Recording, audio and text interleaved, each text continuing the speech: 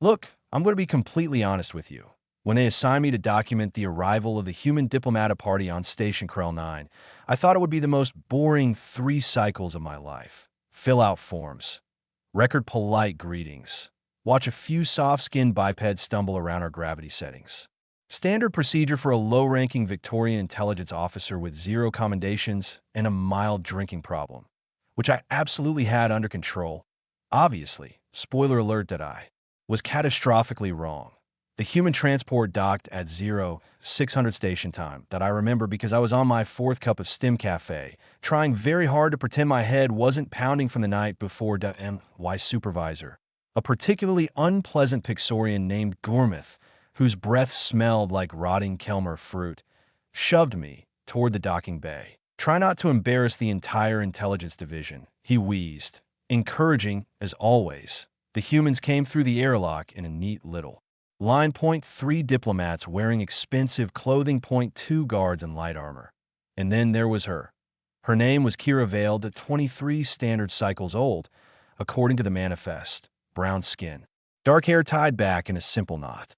Average human height, which meant she barely reached my chest. She wore plain gray, clothed in no armor and visible weapons. Honestly, she looked like someone hired at the last second to carry luggage that I remember thinking, great. They brought an intern. The lead diplomat, Ambassador Marcus Hunt, was exactly the type you'd expect, tall for a human. Silver hair, the kind of voice that suggested he enjoyed hearing himself talk. That he immediately began shaking hands with Commanderville, the station overseer, delivering a long speech about friendship between species and mutual cooperation. Standard diplomatic noise that I was already composing my report in my head. Day 1. Nothing happened. Everyone smiled.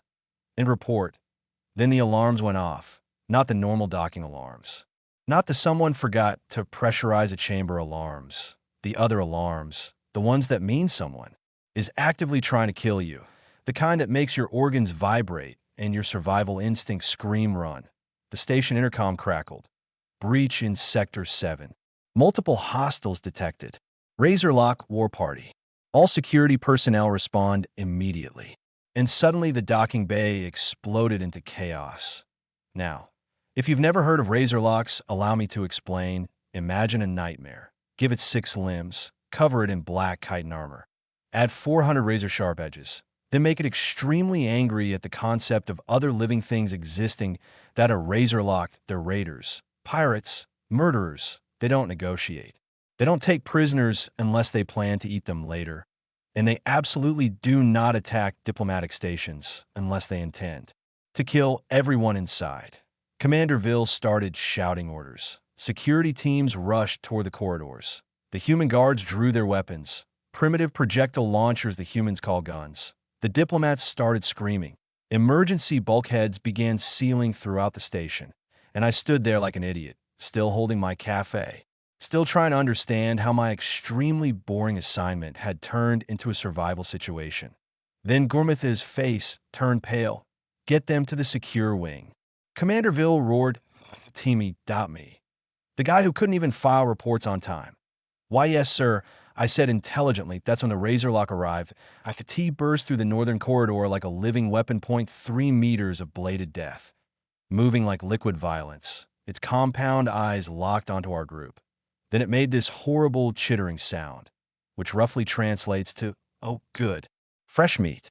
One of the human guards fired 3 times. The bullets sparked off the Razorlock's armor. Did absolutely nothing. The creature lunged. 2 seconds later, the guard's arm hit the floor, still holding the weapon. The guard collapsed screaming, blood everywhere. His partner kept firing, still useless. Ambassador Hunt was yelling something about diplomatic protocol, like that was going to help. Gormith, my brave supervisor, he ran, just turned around and bolted for the airlock. Coward, I couldn't move. That I just stood there frozen, watching that monster step closer, watching it prepare to turn all of us into decorative meat sculptures. And then Kira moved. That I've seen combat before. Vexorians use plasma shields. Therendel deploy heavy artillery. The Silicate Collective just absorbs things until the enemy gives up. But I had never seen anything move like that human girl. She crossed the docking bay in 3 steps. Not running, gliding. like gravity was optional. The wounded guard's weapon was on the floor. She grabbed it, without slowing down. Checked something on the side, point one smooth motion, and suddenly she was inside the Razorlock's reach, which for the record is the worst possible place to stand. The Razorlock struck that a bladed arm cut through the air. Kira ducked another strike. She slid sideways. The third strike should have cut her in half, but somehow she twisted away at the last second. The blade passed centimeters from her ribs. Then she shoved the weapon under the creature's chin, right where the armor plates met, the softer neck tissue, and fired. Once, twice, point three, point four, point five, point six. The Razorlock staggered. Green blood sprayed across the docking bay. A Y.IT tried to attack again. Failed, collapsed, dead. The entire fight lasted 5 seconds. The bay went silent, except for the alarms and the wounded guard groaning. Kira stood over the corpse, breathing hard, weapon raised. Then she looked straight at me, and I swear every prey instinct in my body activated at once. "More coming?" she asked calmly, like she was asking about the weather. "Yes," I said. "Razorlocks travel in packs. 6 to 10 usually." She nodded once. Checked the weapon again. 30 rounds, she muttered. About 5 shots per kill. Then she looked back at me. "Get everyone to the secure wing." "You're going to fight them?" Ambassador Hunt shouted. "Your contract says administrative duties only." Kira looked at him. Just looked. And he stopped talking immediately. Then she turned back to me. "I'll buy you time." "You can't fight a Razorlock war party alone," I said. "That's suicide." The corner of her mouth twitched, almost a smile. "Probably." Another alarm echoed down the corridor. Closer this time. The emergency bulkhead 3 corridors away started flashing breach warnings. They were cutting through. Kira stepped toward the hallway. "Go." And that was the moment I realized something. Something important. Something every species in the galaxy would eventually learn. Humans might look soft. They might look peaceful. They might even look harmless, but sometimes they remember what they are. And when that happens, predators start hunting. I ran. Not heroically. Not bravely. Just pure survival instinct. The Diplomata party followed me through the corridors of Krell 9, alarms echoing through the station like the sound of the end of the world. Behind us, somewhere in the docking bay, Kira Vale had stayed behind, alone, against a Razorlock war party, which, for the record, is the kind of decision usually made by people who are either extremely brave or completely insane, probably both. Getting everyone to the secure wing was chaos station. Personnel were running everywhere. Emergency shutters were sealing corridors. Security teams rushed past carrying heavy plasma weapons. Ambassador Hunt kept complaining about evacuation procedures. Point one of the human guards, the one who had lost his arm, was barely conscious. His partner, a tough-looking woman named Torres, supported him while still keeping her weapon ready. Humans are strange like that. They panic later. First, they survived. We finally reached the secure command center. Commanderville was already there. The room was filled with monitors showing different parts of the station. Every screen flashing red alerts. The Razorlocks had breached 7 different sectors. Point 7. That meant this wasn't a random attack. This was planned. Very planned. Vil turned the moment we entered. "Where is the rest of the human party?" I opened my mouth, closed it, opened it again. There was one more. Vil narrowed his eyes. "What do you mean, one more?" "Kira," I said. She stayed behind. For a moment, Commander Vil just stared at me. Then his normally calm blue face slowly turned purple. "You left a single human behind to fight Razorlocks?" "Well, technically she chose to stay." "Are all humans suicidal?" Before I could answer, Torres spoke. "No, sir." Vil looked at her, then explained. Torres crossed her arms. "You don't understand. Kira isn't regular diplomatic staff." "I can see that." "No," Torres said calmly. "She's former human special operations." The room went quiet. Even the alarms suddenly felt quieter. Special operations. Every species has a version of that term, but IT usually means the soldiers you send when normal soldiers won't survive. Point one of the tactical officers suddenly spoke. "Commander, you should see this." A screen flickered to life. Camera feed. Corridor 12. Static. Then movement. Point 3 Razorlocks. Moving slowly, carefully. Predators hunting prey. Their bladed limbs scraped along the metal walls, checking corners, listening, tracking. Then something moved. Fast point one of the razor locks jerked backward, collapsed. The other two spun around instantly, searching for the attacker. Another blur. The second razor lock's leg suddenly snapped sideways that IT crashed to the floor. The third razor lock screeched and spun wildly, blades cutting the air, trying to find a threat. Then something dropped from the ceiling. IT was Kira. She landed directly on the creature's back, wrapped her legs around its armored body, then jammed something, looked like a maintenance tool, into the gap between its head plates. She twisted hard and a loud crack echoed through the speakers. The razor lock collapsed instantly dead. The command center was silent. N01 spoke. Kira rolled off the corpse, stood up, and calmly picked up one of the fallen.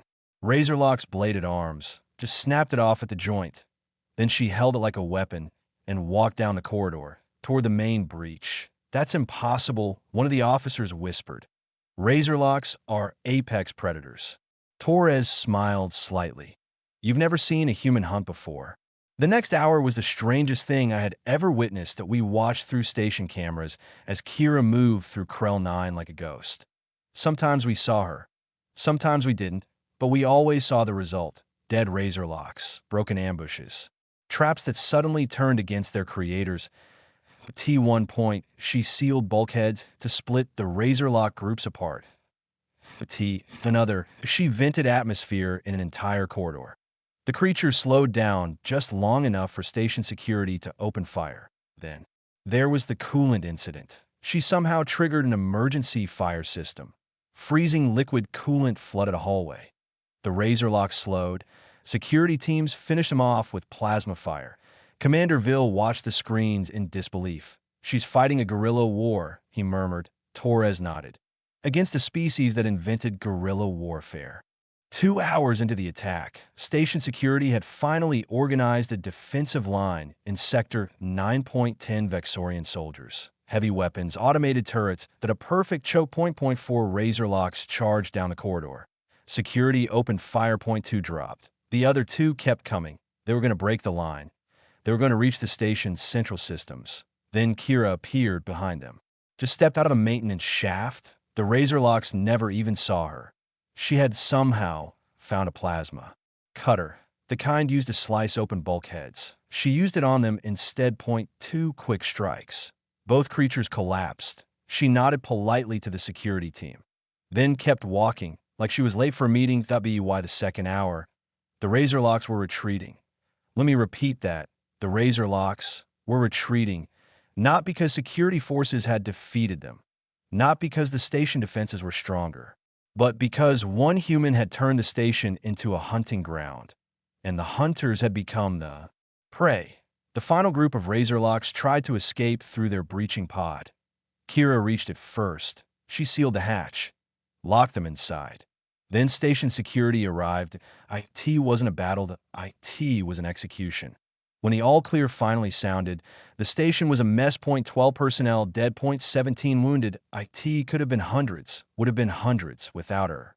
They found Kira sitting in corridor 23, leaning against the wall, covered in green razorlock blood, and some of her own minor cuts. Nothing serious. She was calmly drinking water from a bottle someone had dropped during the evacuation. Torres and I approached her. "You okay?" Torres asked. Kira looked up, smiled. "Yeah, just tired." She glanced around the hallway. "Your station layout is confusing." I stared at her. "You just killed, what, 16 razorlocks?"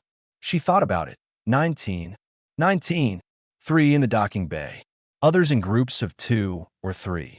She shrugged. "Lost count after 12. 19 razorlocks. In 2 hours alone. That's insane," I said. Kira shook her head. "Nah." She took another drink. "Insane would be fighting them fair." She stood up, picked up the razorlock blade she'd been using. "I cheated the whole time."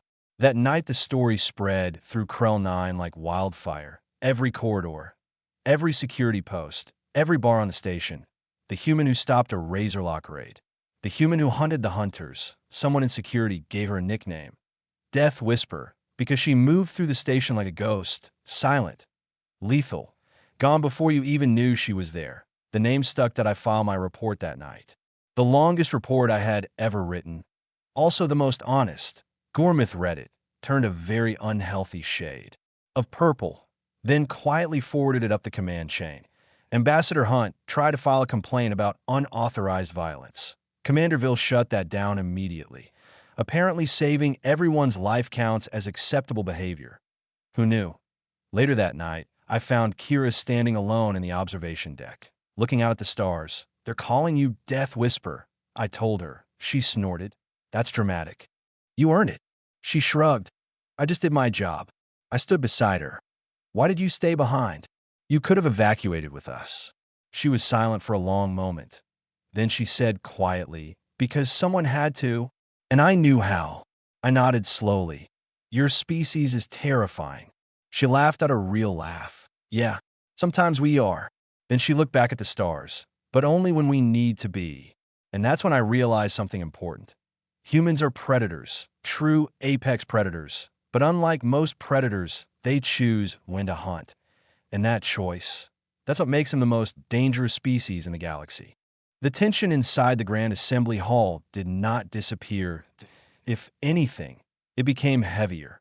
After Commander Ralvek's words, the entire chamber seemed to fall into a strange silence.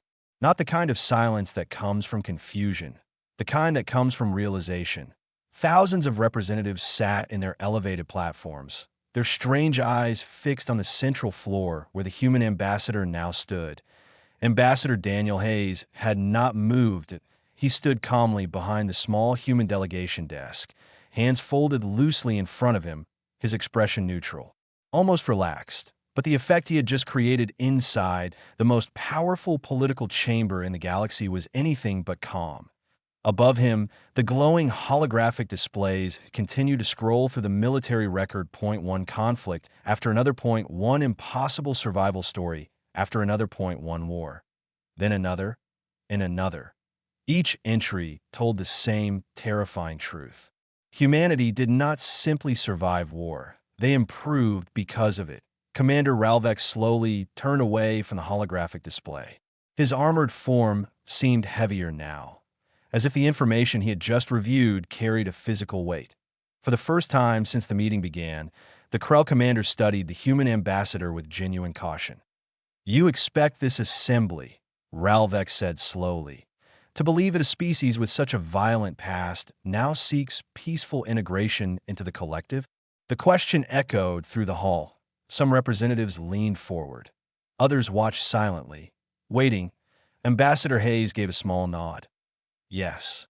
The simplicity of the answer caused several delegates to exchange confused glances that Ralvek's upper eyes narrowed.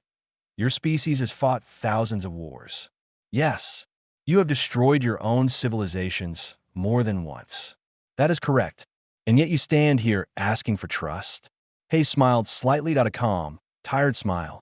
Yes. A low ripple of whispers spread through the hall.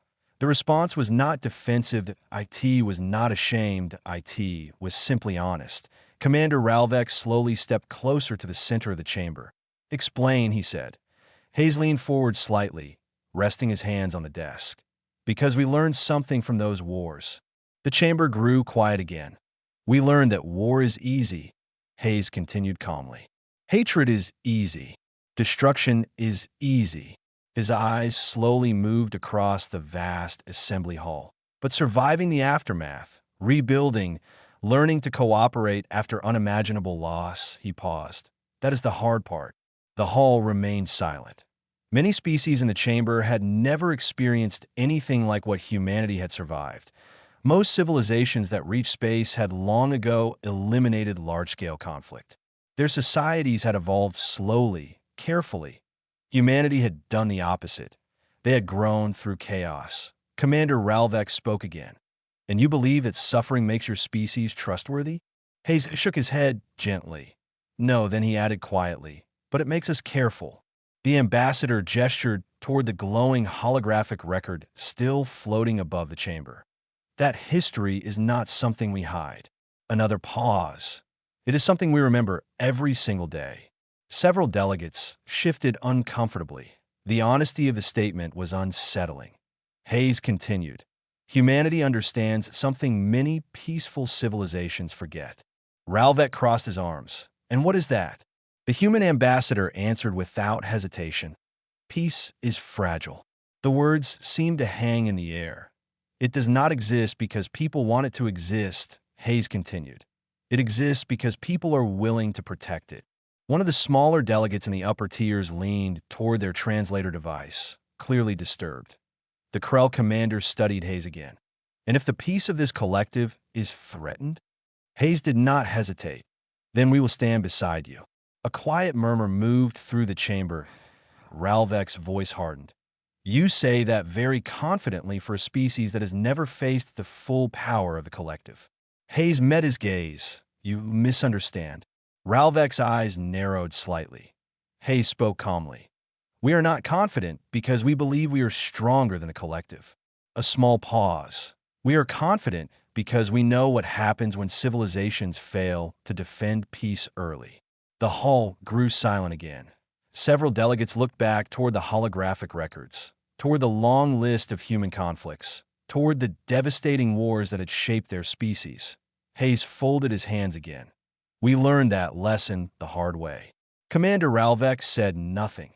For the first time since the assembly had begun, the Krell commander looked uncertain. Not fearful, but thoughtful as if the human perspective had forced him to reconsider something.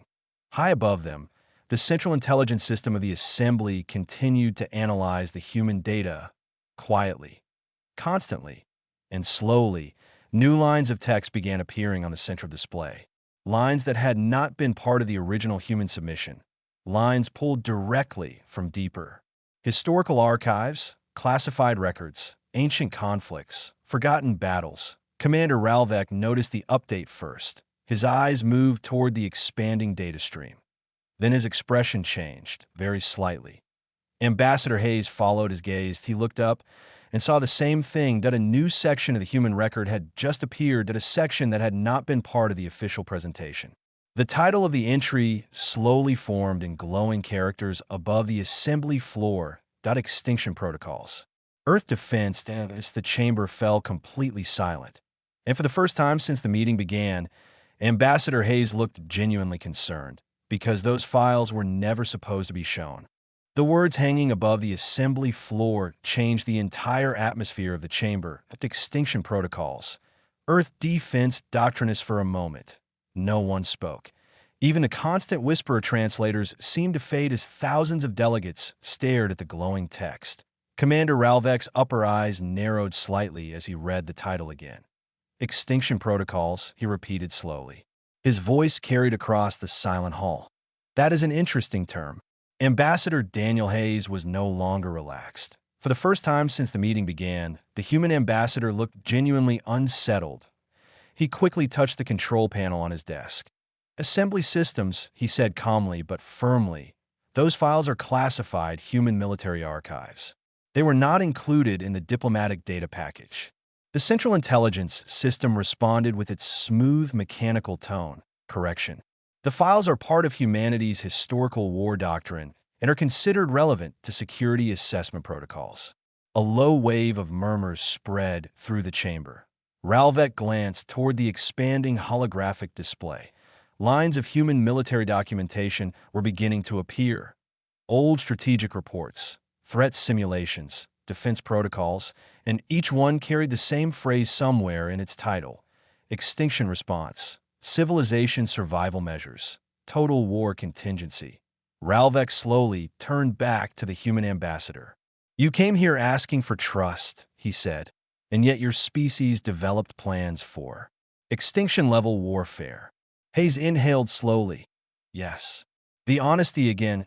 An attempt to hide. An attempt to deny it. Ralvek gestured toward the display. Explain. Hayes remained silent for a few seconds. Then he straightened slightly. You must understand the environment in which humanity evolved. The holographic display shifted again, now showing images of Earth, storm systems, volcanoes, oceans in violent motion, predators, disease outbreaks, environmental disasters. Earth is not a gentle world, Hayes said quietly. Even before humanity fought each other, The planet itself tried to kill us on a regular basis. Some delegates watched the footage with visible discomfort. Lightning storms that covered entire continents. Massive earthquakes, cities destroyed by natural disasters. Hayes continued. Human civilization was built under constant threat.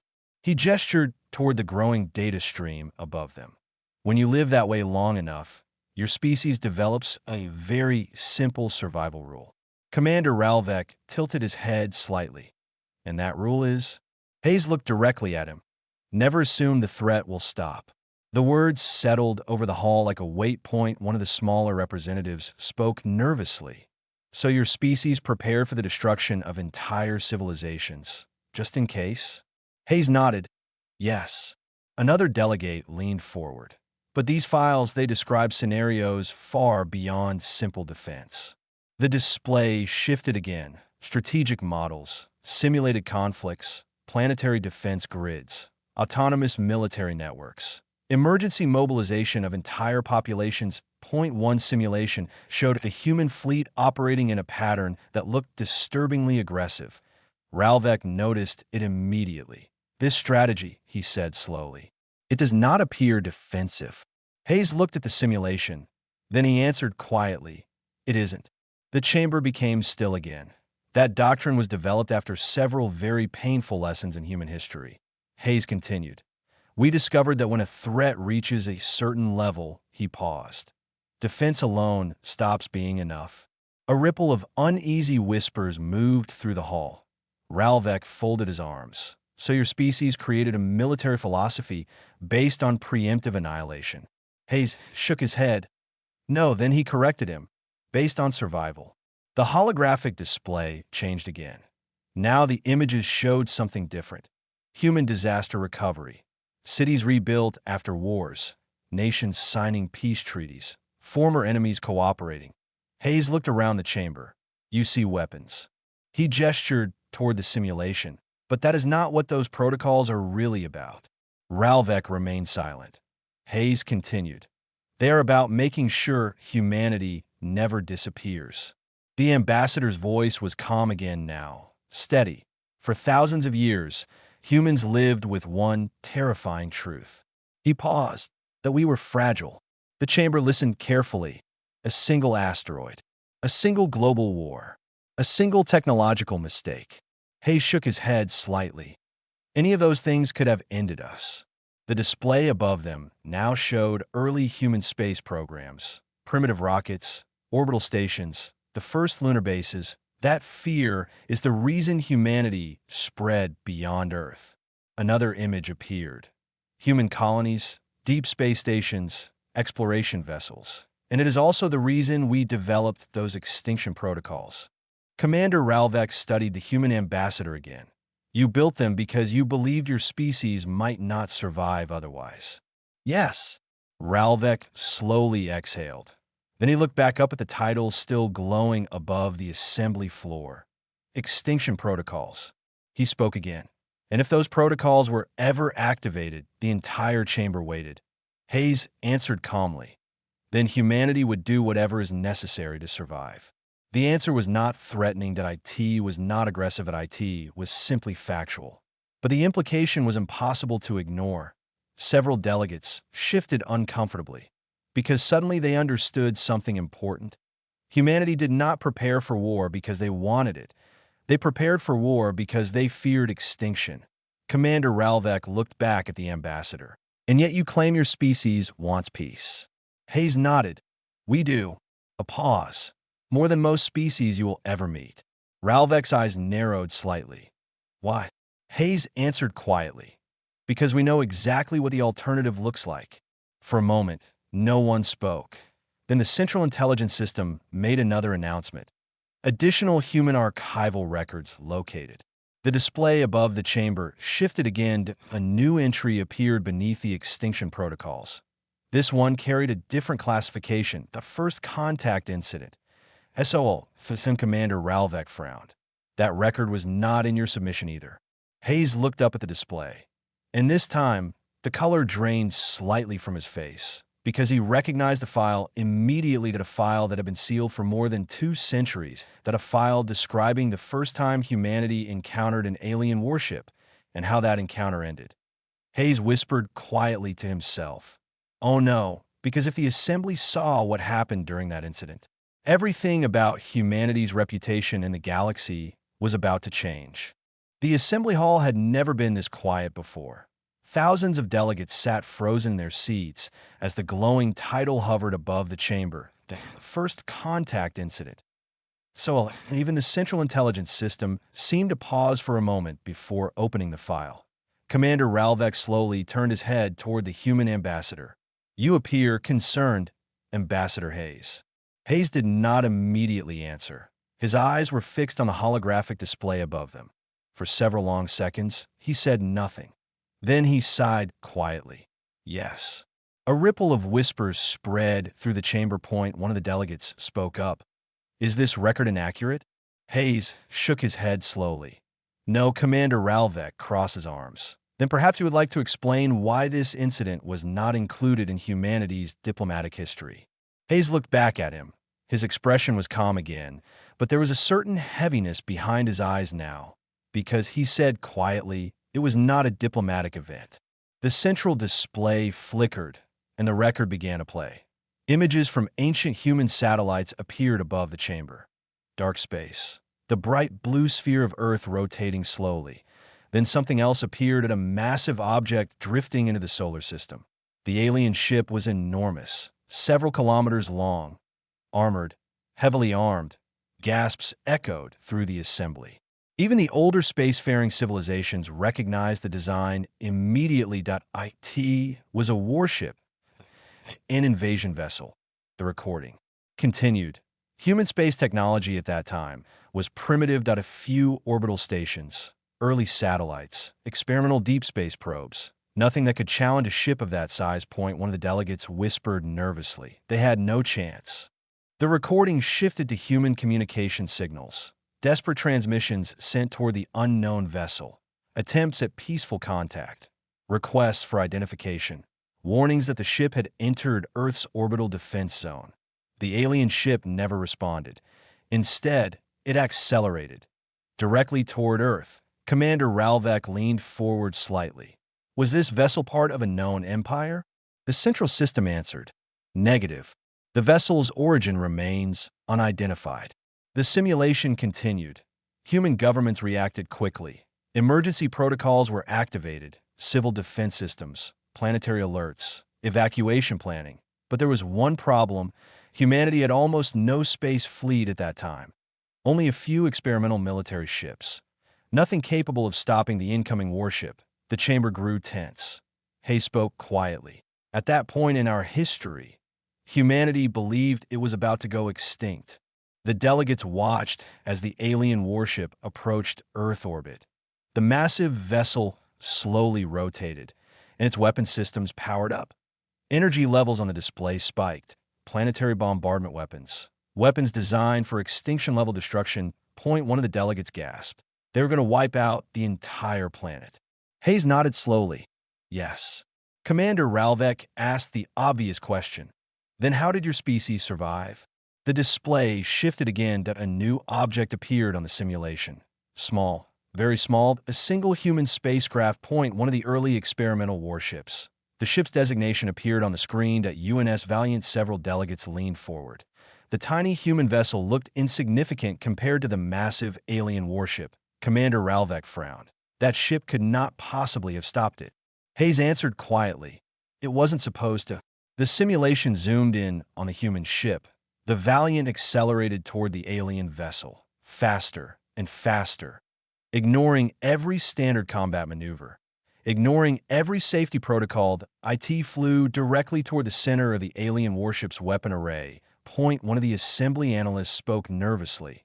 "That trajectory," another finished the sentence, "is a collision course." The chamber went silent. Hayes nodded once. "Yes." Commander Ralvek slowly turned toward the ambassador. "You are telling us," he stopped, because he already knew the answer. The simulation showed the final seconds. The UNS Valiant pushed its engines beyond safe limits. The reactor core overloaded. The small human ship slammed directly into the center of the alien warship, and then a massive explosion filled the holographic display. The blast tore through the alien vessel's weapon systems. Secondary explosions rippled through the ship's power grid. Within seconds, the enormous warship broke apart. Fragments scattered across orbit. The simulation ended. The assembly hall remained completely silent. Thousands of delegates stared at the frozen image of the destroyed alien warship. Commander Ralvek finally spoke. "One ship," Hayes nodded. "One ship." Ralvek's voice lowered. "And the crew?" Hayes looked down briefly, then answered. "There were 12 people aboard the Valiant." A long pause. They knew exactly what they were doing. Several delegates shifted uncomfortably. One of them whispered. They sacrificed themselves to save their planet. Hayes nodded again. "Yes." Commander Ralvek slowly looked back at the recording. Then he looked at the human ambassador. "So the first time humanity met an alien civilization," he paused, "your species destroyed their warship with a suicide attack." Hayes corrected him gently. "No," the chamber listened carefully. "The first time humanity met an alien civilization." He gestured toward the frozen image of Earth on the display. "We defended our home." The silence that followed felt heavier than before, because now the assembly understood something they had not realized earlier. Humanity did not survive because they were the strongest species. They survived because when everything was at stake, they were willing to do anything to protect their world. Commander Ralvek slowly exhaled. Then he spoke quietly. "I believe the assembly has learned everything it needs to know about humanity." The chamber remained silent, but this time, the silence carried something new. Not fear, respect, because every civilization in that hall now understood one simple truth. Humanity did not fear extinction. They had already faced it, and they had survived.